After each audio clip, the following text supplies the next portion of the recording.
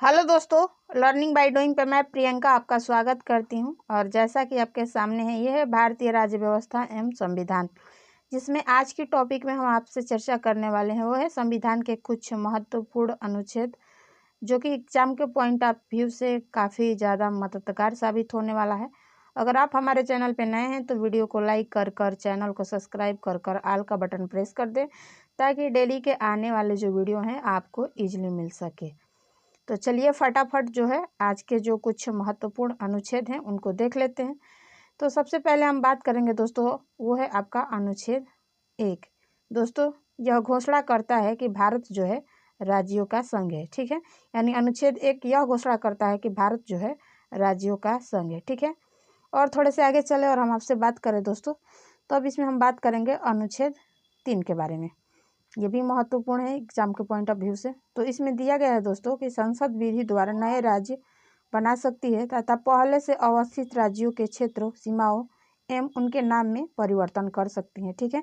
यानी अनुच्छेद जो 3 है जो है नए राज्य बना सकती हैं और राज्यों के क्षेत्र, सीमाओं और उनके नाम को भी परिवर्तन कर सकती है, ठीक है। अगला अनुच्छेद है आपके सामने दोस्तों, वो है अनुच्छेद 5 यानी 5। ये क्या बात करता है, चलिए इसको देख लेते हैं दोस्तों। इसमें जो बात किया गया वो है कि संविधान के प्रारंभ होने के समय भारत में रहने वाले वे सभी व्यक्ति यहाँ के नागरिक होंगे जिनका जन्म भारत में हुआ है, या उनके पिता या माता जो है भारत के नागरिक हो, या संविधान के प्रारंभ के समय से भारत में रह रहे हो, ठीक है। अगला अनुच्छेद है आपके सामने दोस्तों, वो है अनुच्छेद 53 यानी अनुच्छेद 53। ये क्या बात करता है, तो दोस्तों ये बात करता है कि संघ की कार्यपालिका संबंधी शक्ति जो है राष्ट्रपति में निहित है, ठीक है। अगला अनुच्छेद है 64 यानी अनुच्छेद 64 जो है, ये क्या बात करता है दोस्तों, तो ये बात करता है कि उपराष्ट्रपति जो है राज्यसभा का अध्यक्ष होंगे, ठीक है। अगला अनुच्छेद है आपके सामने, वो है अनुच्छेद 74 यानी 74वां। ये क्या बात करता है, तो दोस्तों ये बात करता है कि एक मंत्री परिषद होगा जिसके शीर्ष पर प्रधानमंत्री रहेगा और जिसकी सहायता एवं सुझाव के आधार पर राष्ट्रपति अपने कार्य संपन्न करेंगे। और राष्ट्रपति मंत्री परिषद के लिए किसी सलाह के पुनर्विचार को आवश्यक समझ सकते हैं, पर पुनर्विचार के पश्चात दी गई सलाह के अनुसार वह कार्य करेंगे और इससे संबंधित किसी विवादों की परीक्षा किसी न्यायालय में नहीं की जाएगी, ठीक है। अगला अनुच्छेद है आपके सामने दोस्तों, वो है अनुच्छेद 76 यानी 76वां। ये क्या बात करता है दोस्तों, ये बात करता है कि राष्ट्रपति द्वारा महान्यायवादी की नियुक्ति की जाएगी। अगला अनुच्छेद है आपके सामने, वो है 78 यानी 78वां। ये क्या बात करता है दोस्तों, ये करता है कि प्रधानमंत्री का यह कर्तव्य होगा कि वह देश के प्रशासनिक एवं विधायी मामलों तथा मंत्रिपरिषद के निर्णयों के संबंध में राष्ट्रपति को सूचना दे, यदि राष्ट्रपति इस प्रकार की सूचना प्राप्त करना आवश्यक समझे, ठीक है। अगला अनुच्छेद है आपके सामने दोस्तों, वो है 86 यानी 86वां। ये क्या कहता है दोस्तों, इसके अंतर्गत राष्ट्रपति द्वारा संसद को संबोधित करने तथा संदेश भेजने के अधिकार का उल्लेख है, ठीक है। अगला अनुच्छेद है वो है 108 यानी 108। ये क्या बात करता है दोस्तों, ये कहता है कि यदि किसी विधेयक के संबंध में दोनों सदनों में गतिरोध उत्पन्न हो गया हो तो संयुक्त अधिवेशन का प्रावधान है, ठीक है। अगला अनुच्छेद है 110 यानी 110। ये क्या बात करता है, तो दोस्तों कहता है कि धन विधेयक को इसमें जो है परिभाषित किया गया है अनुच्छेद 110 के, ठीक है, 10 में। अगला अनुच्छेद है 111। दोस्तों ये क्या बात करता है, चलिए आइए इसको देखते हैं। तो दोस्तों ये बात करता है कि संसद के दोनों सदनों द्वारा पारित विधेयक राष्ट्रपति के पास जाता है और राष्ट्रपति उस विधेयक को सम्मति प्रदान कर सकते हैं या अस्वीकृत भी कर सकते हैं। वह संदेश के साथ या बिना संदेश के संसद को उस पर पुनर्विचार के लिए भी भेज सकते हैं, पर यदि दोबारा विधेयक को संसद द्वारा राष्ट्रपति के पास भेजा जाता है तो वह उसे अस्वीकृत नहीं करेंगे, ठीक है। अगला अनुच्छेद है आपके सामने दोस्तों, वो है 112।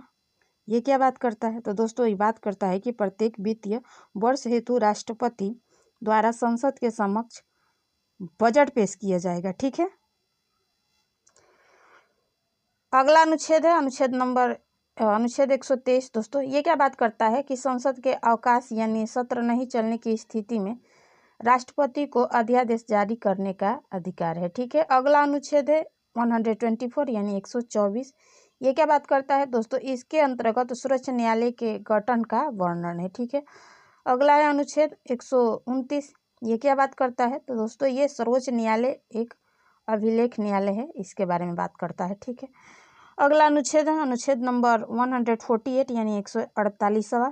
ये क्या बात करता है तो दोस्तों नियंत्रक एवं महालेखा परीक्षक की नियुक्ति राष्ट्रपति द्वारा की जाएगी। ठीक है, अगला अनुच्छेद है अनुच्छेद नंबर 163 यानी 163।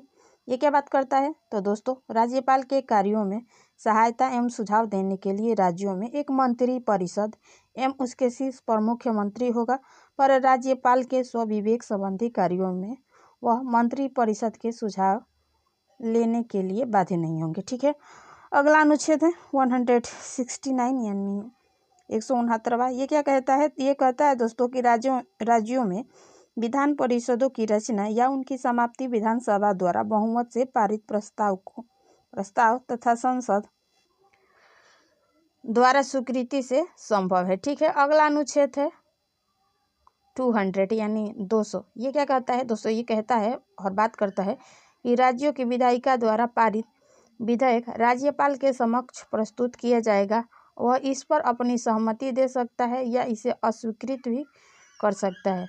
वह इस विधेयक को संदेश के साथ या बिना संदेश के पुनर्विचार हेतु विधायिका को वापस भेज सकता है, पर पुनर्विचार के बाद दोबारा विधेयक आ जाने पर वह उसे अस्वीकृत नहीं कर सकता है। इसके अतिरिक्त वह विधेयक को राष्ट्रपति के पास विचार के लिए भी भेज सकता है। ठीक है, अगला अनुच्छेद है आपके सामने दोस्तों वो है 230 यानी 213। ये क्या बात करता है कि दोस्तों राज्य के विधायिका के सत्र में नहीं रहने पर राज्यपाल अध्यादेश जारी कर सकता है। अगला अनुच्छेद है 214 यानी 214।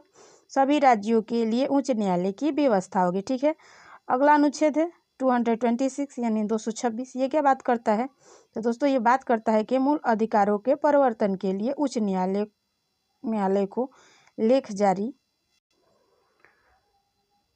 करने की शक्ति है। ठीक है, अगला अनुच्छेद है 233 यानी 233वां। ये बात क्या करता है दोस्तों ये बात करता है जिला न्यायाधीशों की नियुक्ति राज्यपाल द्वारा उच्च न्यायालयों के परामर्श से की जाएगी। ठीक है, अगला अनुच्छेद है 235 यानी 235। ये क्या बात करता है दोस्तों, ये कहता है कि उच्च न्यायालय का नियंत्रण अधीनस्थ न्यायालयों पर ही रहेगा। ठीक है, अगला अनुच्छेद है 239।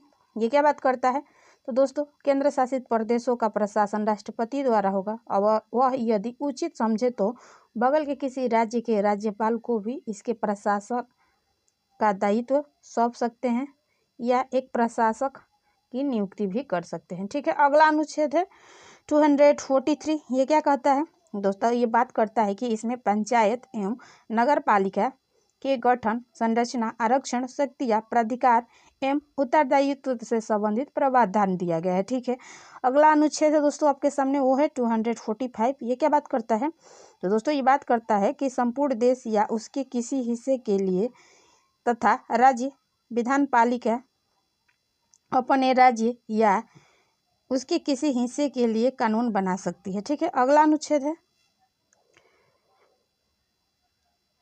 है 240 यानी 248वां। ये क्या बात करता है दोस्तों, ये बात करता है कि विधि निर्माण संबंधित अवशिष्ट शक्तियाँ संसद में निहित है। ठीक है, अगला अनुच्छेद है 249 यानी 249वां। ये क्या बात करता है दोस्तों, ये बात करता है कि राज्यसभा विशेष बहुमत द्वारा राज्य सूची के किसी विषय पर लोकसभा को 1 वर्ष के लिए कानून बनाने के लिए अधिकृत कर सकती है यदि वह उसे राष्ट्रहित में आवश्यक समझे। ठीक है, अगला अनुच्छेद है आपके सामने दोस्तों वो है 262 यानी 262वां। ये क्या बात करता है, ये बात करता है कि अंतर्राज्यीय नदियों या नदी घाटियों के जल के वितरण एवं नियंत्रण से संबंधित विवादों के लिए संसद विधि द्वारा निर्णय कर सकती है। ठीक है, अगला अनुच्छेद है 263। ये क्या बात करता है तो दोस्तों ये बात करता है कि केंद्र राज्य संबंधों में विवादों का समाधान करने एवं परस्पर सहयोग के क्षेत्र के विकास के उद्देश्य से राष्ट्रपति एक अंतर्राज्यीय परिषद की स्थापना कर सकती है। ठीक है, अगला अनुच्छेद है आपके सामने दोस्तों, वो है 266 यानी 266वां। ये क्या बात करता है दोस्तों? ये बात करता है कि भारत की संचित निधि, जिसमें सरकार की सभी मौद्रिक अवशिष्टियाँ एक रहेंगी और विधि सम्मत प्रक्रिया के बिना इसमें कोई भी राशि नहीं निकाली जा सकती है। ठीक है, अगला अनुच्छेद है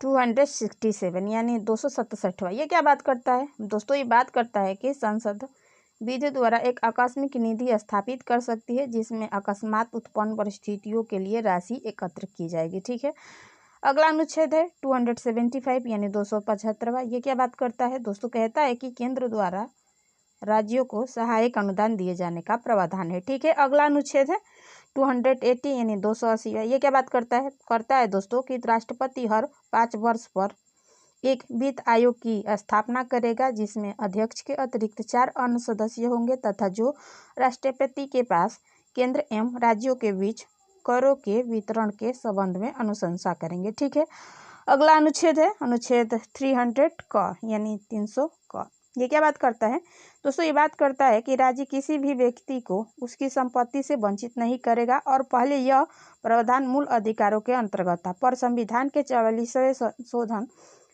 1978 ईसा द्वारा इसे अनुच्छेद 300 क में एक सामान्य वैधानिक यानी कानूनी अधिकार के रूप में अवस्थित किया गया है। ठीक है, अगला अनुच्छेद है 312 यानी 312। ये क्या बात करता है दोस्तों? ये बात करता है कि राज्यसभा विशेष बहुमत द्वारा नई अखिल भारतीय सेवाओं की स्थापना की अनुशंसा कर सकती है। ठीक है,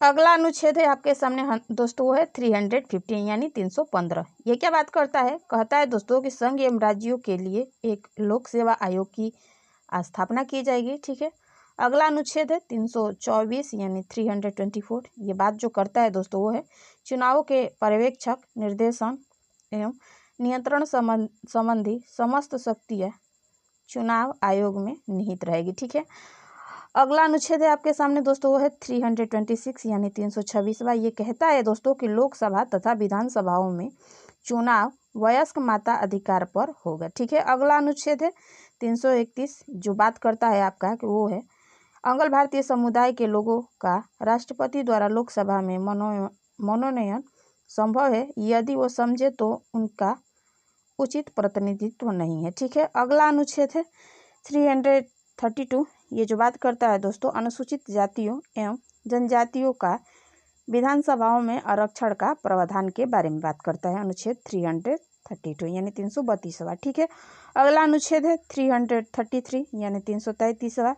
जो बात करता है वो है आंग्ल भारतीय समुदाय के लोगों का विधानसभाओं में मनोनयन। ठीक है, अगला आर्टिकल है आपके सामने दोस्तों यानी अनुच्छेद, वो है 335 यानी 335वां। ये क्या बात करता है दोस्तों? ये बात करता है कि अनुसूचित जातियों, जनजातियों एवं पिछड़ों वर्गों के लिए विभिन्न सेवाओं में पदों पर आरक्षण का प्रावधान के बारे में बात करता है। ठीक है, अगला अनुच्छेद है 343 दोस्तों यानी 343। ये क्या बात करता है? कहता है दोस्तों कि संघ की आधिकारिक भाषा देवनागरी लिपि में लिखी गई है यानी हिंदी होगी। ठीक है, अगला अनुच्छेद है आपके सामने, वो है 347 यानी 347वां। ये क्या बात करता है दोस्तों? कहता है कि यदि किसी राज्य में पर्याप्त संख्या में लोगों किसी भी भाषा को बोलते हों और उनकी आकांक्षा हो कि उनके द्वारा बोली जाने वाली भाषा को मान्यता दी जाए, तो इसकी अनुमति वो राष्ट्रपति से दे सकता है। ठीक है, अगला अनुच्छेद है आपके सामने दोस्तों, वो है 351 यानी 351वां। ये क्या बात करता है? 351वां। ठीक है, ये बात करता है दोस्तों कि यह संघ का कर्तव्य होगा कि वह हिंदी भाषा का प्रसार एवं उत्थान करे ताकि वह भारत की मिश्रित संस्कृति के सभी अंगों के लिए अभिव्यक्ति का माध्यम बने। ठीक है, अगला अनुच्छेद है आपके सामने दोस्तों, वो है 352। ये क्या बात करता है दोस्तों? कहता है कि राष्ट्रपति द्वारा आपात स्थिति की घोषणा यदि वह समझते हों कि भारत या उसके किसी भी भाग की सुरक्षा युद्ध, बाहरी आक्रमण या सैन्य विद्रोह के फलस्वरूप खतरे में है, तो वो आपातकाल की स्थिति में घोषणा कर सकते हैं। ठीक है, आपातकाल की घोषणा कर सकते हैं अनुच्छेद 352 के अंतर्गत। ठीक है, अगला अनुच्छेद है आपके सामने दोस्तों, वो है 356 यानी 356। ये क्या बात करता है? कहता है दोस्तों कि यदि किसी राज्य के राज्यपाल द्वारा राष्ट्रपति को यह रिपोर्ट दी जाए कि उस राज्य में संवैधानिक तंत्र असफल हो गया है, तो वहाँ राष्ट्रपति शासन लागू किया जा सकता है। ठीक है, अगला अनुच्छेद है आपके सामने दोस्तों, वो है 360। ये क्या बात करता है? कहता है दोस्तों कि यदि राष्ट्रपति यह समझते हैं कि भारत या उसके किसी भाग की वित्तीय स्थिरता एवं साख खतरे में है, तो वह वित्तीय आपात स्थिति की भी घोषणा कर सकते हैं। ठीक है, अगला अनुच्छेद है आपके सामने दोस्तों, वो है 365। ये क्या बात करता है दोस्तों? कहता है कि यदि कोई राज्य केंद्र द्वारा भेजे गए किसी कार्यकारी निर्देश का पालन करने में असफल रहता है, तो राष्ट्रपति द्वारा यह समझा जाना विधि सम्मत होगा कि उस राज्य में संविधान तंत्र के अनुरूप प्रशासन चलाने की स्थिति नहीं है और वहाँ राष्ट्रपति शासन लागू किया जा सकता है। ठीक है, अगला अनुच्छेद है आपके सामने दोस्तों, वो है 368। ये क्या बात करता है? कहता है दोस्तों कि सांसद को संविधान के किसी भी भाग का संशोधन करने का अधिकार है। ठीक है, अगला अनुच्छेद है 370 यानी 370। ये क्या कहता है? इसके अंतर्गत जम्मू और कश्मीर की विशेष स्थिति का वर्णन करता है। ठीक है, अगला अनुच्छेद है आपके सामने दोस्तों, वो है 371। ये क्या कहता है दोस्तों? कहता है कि यदि कुछ राज्यों में विशेष क्षेत्रों के विकास के लिए राष्ट्रपति बोर्ड स्थापित कर सकता है, जैसे कि महाराष्ट्र में, गुजरात, नागालैंड और मणिपुर इत्यादि में। ठीक है, अगला आर्टिकल है वो है अनुच्छेद 394 का। ये क्या बात करता है? कहता है दोस्तों कि राष्ट्रपति अपने अधिकार के अंतर्गत इस संविधान का हिंदी भाषा में अनुवाद कराएगा। ठीक है, और अगला अनुच्छेद है आपके सामने, वो है 395 यानी 395। ये क्या कहता है? कहता है दोस्तों कि भारतीय स्वतंत्रता अधिनियम 1947, भारत सरकार अधिनियम 1953 तथा उसके अन्य पूरक अधिनियमों को, जिसमें प्रिवी काउंसिल क्षेत्राधिकार अधिनियम शामिल नहीं है, ठीक है, यहाँ रद्द किया जा सकता है। ठीक है, तो इस तरह हमने जो एग्ज़ाम के पॉइंट ऑफ व्यू से महत्वपूर्ण जो थे संविधान से संबंधित अनुच्छेद, उनके बारे में आज की वीडियो में हम आपके साथ चर्चा की है। मुझे उम्मीद है कि आप सभी को इस अनुच्छेद से काफ़ी मदद मिलेगा आने वाली एग्ज़ाम में। अगर आप हमारे चैनल पर नए हैं तो वीडियो को लाइक कर चैनल को सब्सक्राइब कर ऑल का बटन प्रेस कर दे, ताकि डेली के आने वाले जो वीडियो हैं आपको इजीली मिल सके। और दोस्तों अपने फ्रेंड का लिंक शेयर या पीयर ग्रुप जिनसे जुड़े हुए हैं उनके यहाँ ये कंटेंट शेयर करें, ताकि अदर पर्सन को भी इस कंटेंट से हेल्प हो सके। तो फिर मिलेंगे नेक्स्ट वीडियो के साथ, और तब तक के लिए धन्यवाद। आपका दिन मंगलमय हो।